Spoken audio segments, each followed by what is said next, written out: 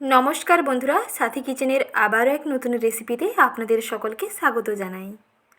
Season চেঞ্জের সময় শরীরের ইমিউনিটি সিস্টেম দ্বিগুণ অংশে বাড়াতে এবং হাম বসন্তের প্রকোপ থেকে রক্ষা পেতে সজনে ফুলের এই রেসিপিটি একবার গরম ভাতের সঙ্গে খেয়ে দেখুন। গরম ভাতের সঙ্গে দারুণ জমে যাবে। একেবারে অল্প উপকরণে এবং অল্প সময়ে তৈরি হবে এই দুর্দান্ত লোভনীয় একটি সজনে ফুলের রেসিপি। অবশ্যই একবার হলেও ট্রাই করুন।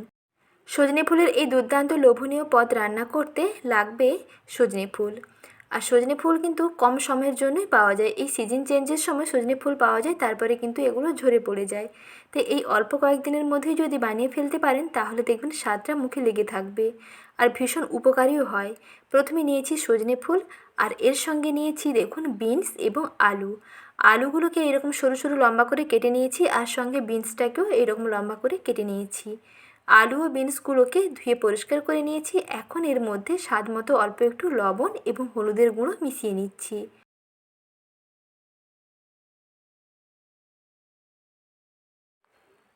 আলু ও বিনসের মধ্যে এইরকম নুন ও হলুদ মেখে রেখে দিতে হবে প্রায় 2 থেকে 3 মিনিট, যাতে আলু এবং বিনসগুলো একটু নরম হয়ে যায় এবং নুন ও হলুদটা ভালোভাবে এর মধ্যে ঢুকে যায়।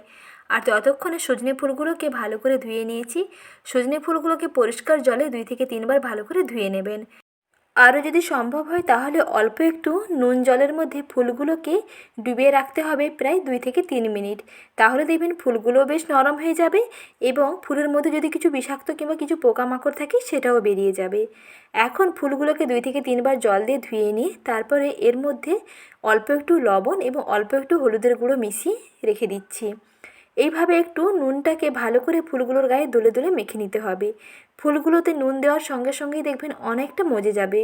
দেখতে এতগুলো ফুল লাগলেও এগুলো কিন্তু নুন দেওয়ার পরেই দেখবেন একেবারে অল্প হয়ে যাবে। দেখুন কত কমে গেছে আর ফুল থেকে দেখুন জল ছাড়ছে। এই ফুলের জলেই কিন্তু ফুলগুলো সেদ্ধ হয়ে যাবে। এই রান্নাতে আর এক্সট্রা করে বাইরে থেকে জল অ্যাড করতে হবে না। এই ফুলের জলেই ফুলগুলো সুন্দর রান্না হয়ে যাবে। এখন কড়াইতে দিয়ে দিচ্ছি সর্ষে তেল। আর এই রান্নাটা কিন্তু সর্ষে তেলে করতে হবে, তাহলে এর টেস্ট দেখবেন দুর্দান্ত হবে।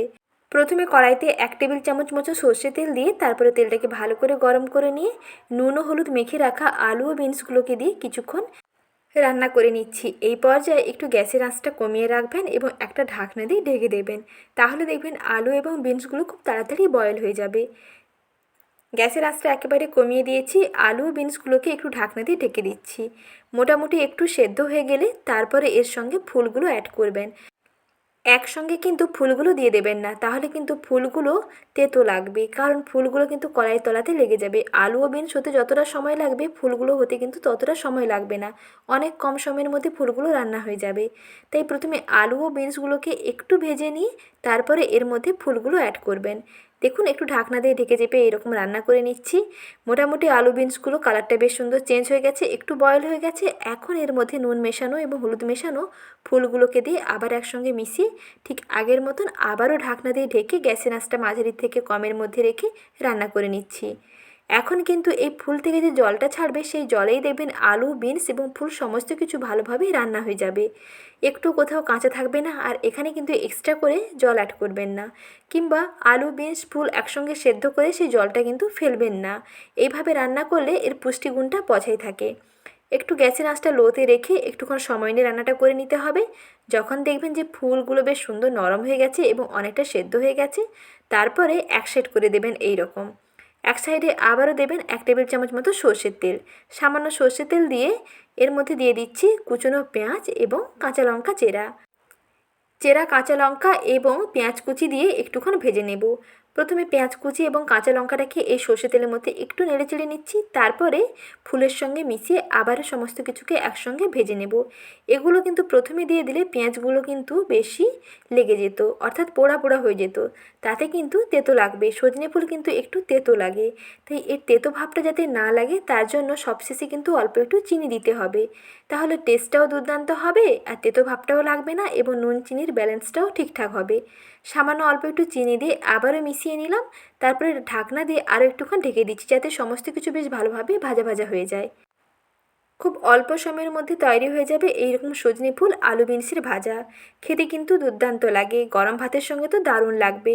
রুটি পরোটার সঙ্গে ট্রাই করে দেখতে পারেন, ভালো লাগবে খেতে। যারা সজনে ফুল খেতে অপছন্দ করে তাদেরকে এই রেসিপিটি একবার দিয়ে দেখবেন, তারাও দেখবেন চেয়ে চেয়ে খাবে। সজনে ফুলের বড়া তো অনেকেই বানায়, তবে এই রকম নতুন ধরনের একটি রেসিপি শেয়ার করলাম, কেমন লাগলো কমেন্ট সেকশনে জানাবেন। এর আগের ভিডিওতে সজনে ফুলের বড়া এবং তেতো ছাড়া কী করে সজনে ফুলের চচ্চড়ি বানাবেন তার রেসিপি শেয়ার করেছি, পারলে ওখান থেকে দেখে নেবেন, খুবই ভালো লাগবে। সেইভাবেও বানাতে পারেন আর এইভাবেও বানাতে পারেন, গরম ভাতের সঙ্গে সবই দেখবেন জমে যাবে। কিছুক্ষণ ভেজে নিলাম, তারপর দেখুন একটুক্ষণ স্ট্যান্ডিং টাইমে রেখে দিয়েছিলাম। যে কোনো রান্না করে নেওয়ার পর একটু গ্যাসের আঁচটা বন্ধ করে ঢাকনা দিয়ে স্ট্যান্ডিং টাইমে রেখে দেবেন, তাহলে দেখবেন রান্নাটা বেশ ভালোভাবে সেট হয়ে যাবে। অল্প উপকরণে তৈরি দারুণ স্বাদের সজনে ফুলের ভাজি। এই রেসিপিটি বাড়িতে একবার বানালে কমেন্ট সেকশনে জানাতে কিন্তু ভুলবেন না খেতে কেমন লাগলো। রুটি, পরোটা, ভাত সবেতেই দেখবেন দুর্দান্ত লাগবে। তাহলে আর দেরি না করে ঝটপট বানিয়ে ফেলুন। আর আজকের সহজ রেসিপিটি ভালো লেগে থাকলে ভিডিওটিতে বরাবরের মতন একটি লাইক করে দেওয়ার অনুরোধ থাকলো, এবং আমার চ্যানেলের নতুন দর্শক বন্ধুদের কাছে অনুরোধ, চ্যানেলটি এখনও না সাবস্ক্রাইব করা থাকলে প্লিজ সাবস্ক্রাইব করে রাখবেন। এই রকম নতুন নতুন রেসিপি পেতে বেল আইকনের অল বাটনটি বাজিয়ে রাখবেন, নতুন ভিডিওর আপডেট সবার আগে পেয়ে যাবেন। আজ এই পর্যন্ত, আবার শীঘ্রই হাজির হচ্ছি নতুন রেসিপি নিয়ে। পরবর্তী রেসিপি দেখার আমন্ত্রণ থাকলো। ধন্যবাদ।